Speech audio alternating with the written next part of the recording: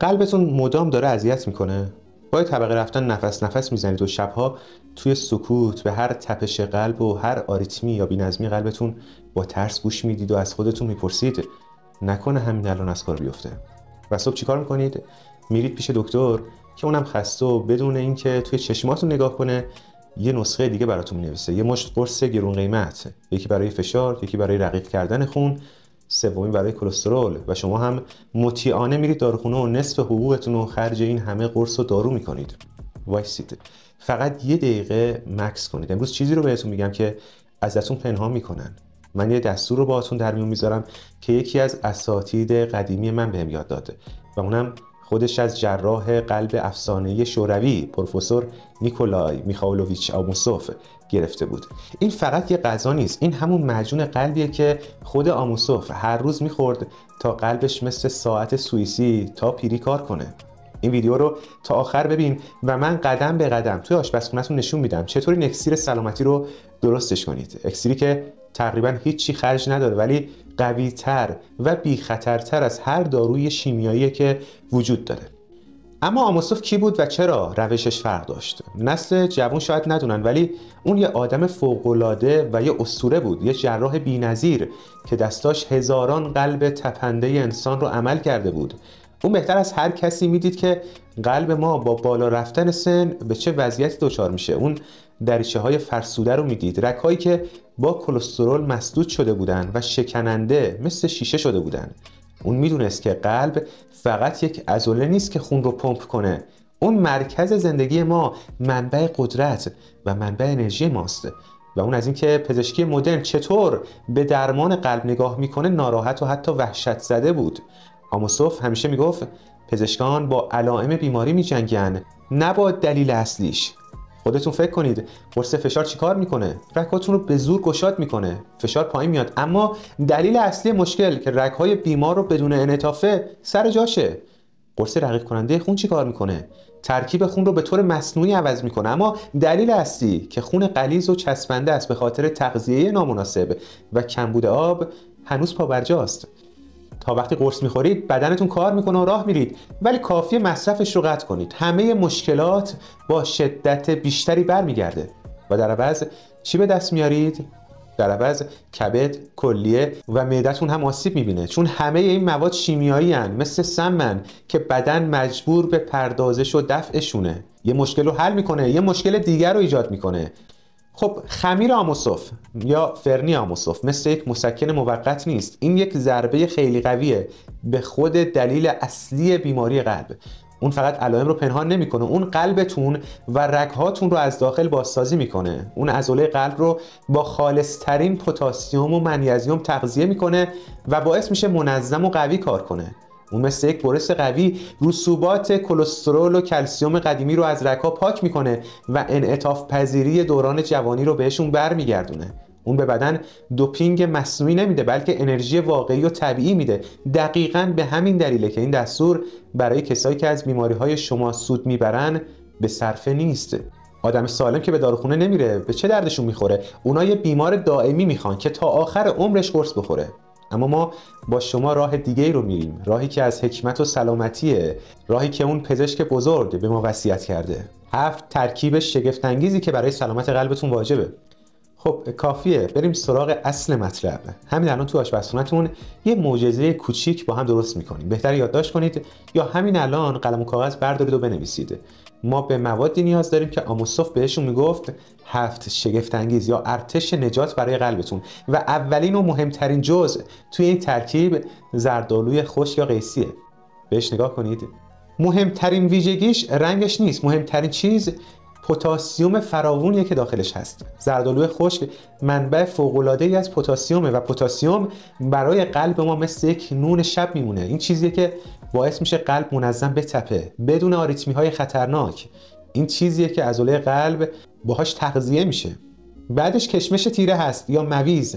کشمش مویز یا کشمش سیاه معمولی، اما سادگیش شما رو گول نزنه. اون نه تنها مغز ما رو با گلوکوز تغذیه میکنه و به حفظ هوشیاری و تمرکز کمک میکنه، بلکه حاوی عنصر بی‌نظیری به اسم بور هم هست که به بدن ما کمک میکنه کلسیم رو به درستی جذب کنه. این باعث میشه کلسیم به جای اینکه به صورت رسوبات آهکی مرگبار روی دیوارهای رگ‌های ما ته‌نشین بشه، به استخوان‌ها بره و اونها رو قوی کنه. جزء سوم آلوبخاراست. بیشتر مردم فکر میکنن برای بهبود عملکرد روده هست. بله، برای اونم مفیده، اما راز اصلیش چیز دیگه ایه. آلوبخارا یه پاک کننده طبیعیه، اون به آرومیه اما به طور مداوم. روز به روز به کبد ما کمک میکنه کلسترول بد رو از بدن دفع کنه، همون کلسترولی که مثل زنگ زدگی شریانهای ما رو گرفته، رگ‌ها رو تنگ کرده و خطر سکته قلبی رو به شدت بالا میبره. چهارمین جزء انجیره. یونانی‌های باستان اون رو غذای خدایان میدونستن و بی‌دلیل هم نبود. انجیر حاوی ماده‌ای به نام فیسینه که به طور طبیعی غلظت خون رو کم میکنه و اون رو رقیق میکنه. خون روانتر میشه، راحتتر توی رگ‌ها حرکت میکنه و این مهمترین محافظت در برابر لخته شدن خونه. انجیر دشمن آرام و مؤثر لخته شدگیه. پنجمین جزء گردو هست.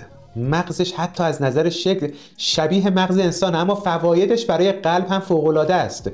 گردو منبع خالص اسیدهای چرب امگا 3 هست. این همون چیزیه که دیواره رگ‌های ما رو الاستیک و فنری میکنه، درست مثل دوران جوانی. اونا دیگه شکننده نمیشن، دیگه ترک نمیخورن و بنابراین پلاک‌های کلسترول روی اونا تشکیل نمیشن.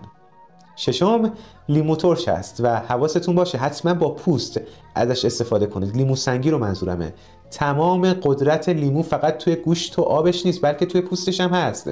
این یه آنتی اکسیدان خیلی قویه. این ویتامین C توی فعال ترین شکلشه.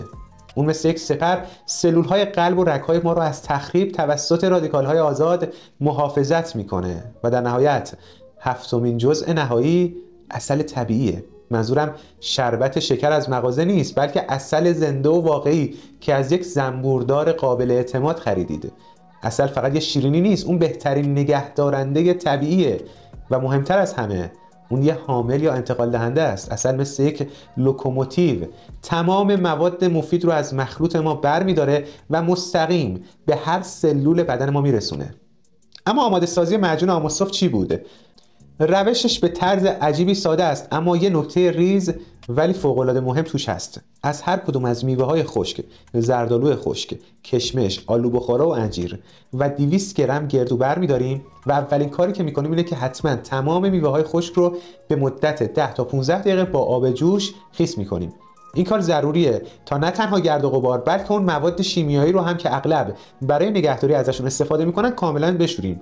بعد از این کار آب رو خالی میکنیم و اونها رو خشک میکنیم. و حالا راز اصلی رو میگم، خوب توجه کنید. آموسوف تاکید میکرده فقط از چرخ گوشت استفاده کنید، نه بلندر، نه غذاساز، چون اونها با تیغه‌های سریعشون همه چیز رو بیش از حد گرم و اکسید میکنن و ارزش مواد رو از بین میبرن. بلکه از چرخ گوشت قدیمی و خوب استفاده کنید. دقیقاً همینه که ساختار طبیعی و زنده مواد رو حفظ میکنه. خب به ترتیب همه چیز رو از چرخ گوشت رد میکنیم. زردآلو خشک، کشمش، آلوبخارا، انجیر، گردو و یه لیمو کامل با پوستش که اون رو به چند قسمت تقسیم کردیم. حالا یه خمیر غلیظ، خوشبو و طلایی رنگ به دست میاد. به این خمیر 200 گرم عسل اضافه کنید و همه چیز رو با یه قاشق معمولی خیلی دقیق و کامل مخلوط کنید تا یک دست بشه. معجون قلب ما، داروی ما و اکسیر ما آماده است. اون رو توی یک شیشه تمیز بریزید، درش رو محکم ببندید و بذارید توی یخچال. اما نحوه مصرف برای حداکثر اثر بخشیش رو هم باید بگم. و حالا توی دستای شما فقط یک شیشه مخلوط شیرین نیست، توی دستای شما سلامتی غلیظ شده قلبتون برای 1 ماه کامله. اما چطور این معجون رو مصرف کنید تا با حداکثر قدرت کار کنه؟ اینجا قوانین خودش رو داره که خود آموسوف تعیین کرده. همه چیز ساده است. روزی 3 بار، هر بار یه قاشق غذاخوری دقیقاً نیم ساعت قبل از غذا، نه بعد از غذا به عنوان دسر، بلکه قبل از غذا با معده خالی. این از نظر اصولی خیلی مهمه تا تمام مواد مفید کاملا جذب بشن و با غذای دیگه مخلوط نشه. و دومین نکته مهم اینه که این یه قاشق رو نباید سری قورت بدین و با چیزی خورده بشه. خمیر رو توی دهانتون بذارید و آروم، خیلی آروم شروع کنید به مکیدنش. این طعم، این غلظت زندگی رو حس کنید. زیر زبون ما صدها رگ خونی وجود داره و از طریق اونا تمام اجزای شفابخش بلافاصله شروع به جذب شدن میکنن، مستقیم وارد خون میشن و از محیط اسیدی معده عبور نمیکنن. اینجوری اثرش سریعتر و قویتر میشه. خب مصرفش کردید، انتظار چه تغییراتی رو داشته باشید؟ منتظر معجزه توی روز بعد نباشید. این قرص شیمیایی نیست که مثل چکش به بدن ضربه بزنه. طبیعت جور دیگه‌ای کار میکنه. اون آروم آروم، تدریجی اما حتمی و قطعی کار میکنه.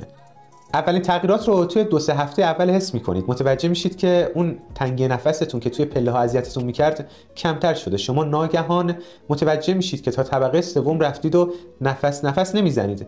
قلب بعد از کوچکترین فعالیت دیگه توی سینه بالا پایین نمیپره. بعد از 1 ماه با تعجب میبینید که اعداد فشار سنجتون پایدارتر و پایینتر شده. سردردهایی که به خاطر گرفتگی رگ‌ها بودن کمتر شدن یا کلا از بین رفتن. پر انرژی میشید. نه اون انرژی عصبی و تحریک آور قهوه، بلکه یه قدرت آروم و مطمئن که از درون میاد. بهتر میخوابید چون بدنتون بالاخره اون تغذیه‌ای رو دریافت کرده که اینقدر ناامیدانه بهش نیاز داشت. این خمیر یه بیماری خاص رو درمان نمیکنه، اون تعادل به هم خورده بدن رو بازسازی میکنه. اون پاک میکنه، تغذیه میکنه و محافظت میکنه. اون دقیقاً کاری رو میکنه که طبیعت باید برای ما انجام میداد اگه ما خودمونو با فست فود، استرس و آلودگی شهری غرق نمی‌کردید. دوستان، یه بار دیگه به ترکیبی که درست کردید نگاه کنید. سلامتی مهمترین موتور بدنتونه و 10 صدها برابر ارزان‌تر از سموم داروخونه‌ای تهیه شده که بهتون تحمیل میکنن. دستورهای مثل این گنج واقعی حکمت اجداد ماست که ما تقریباً توی پیگیری تمدن از دستش دادیم. ما نباید اجازه بدیم اونا ناپدید بشن. اگر این اطلاعات رو واقعاً مفید و مهم میدونید، من فقط درخواست نمی‌کنم، التماس می‌کنم این ویدیو رو لایک کنید. این برای من نیست، این برای اینه که الگوریتم‌های یوتیوب این ویدیو رو به آدمای دیگه هم نشون بده، همونایی که مثل شما هستن، همسایه‌تون، هم سن و سالاتون، کسایی که شاید همین الان ناامید نشستن و نمی‌دونن چیکار کنن. یک کلیک شما میتونه واقعا جون یک نفر رو نجات بده. و حتما توی کامنت ها بنویسید که از کدوم کشور و چه شهری بیننده ویدیو بودید و آیا قبلا در مورد خمیر آموسوف چیزی شنیده بودید. و نکته آخر، خسیس نباشید، بیایید این حکمت رو با هم به اشتراک بذاریم، چون فقط با هم قدرت بیشتری پیدا میکنیم. و البته کانال من رو هم سابسکرایب کنید و حتما زنگوله رو هم فشار بدید، چون توی ویدیوی بعدی در مورد روش‌هایی به همین اندازه شوکه کننده اما موثر صحبت میکنم که پزشکا ترجیح میدن در موردشون سکوت کنن. مرسی که تا انتهای ویدیو همراه من بودید. لطفاً لایک و کامنت فراموش نشه. این ویدیوها رو هم ببینید برای آموزشی بیشتر. تا ویدیوی بعدی، یا حق.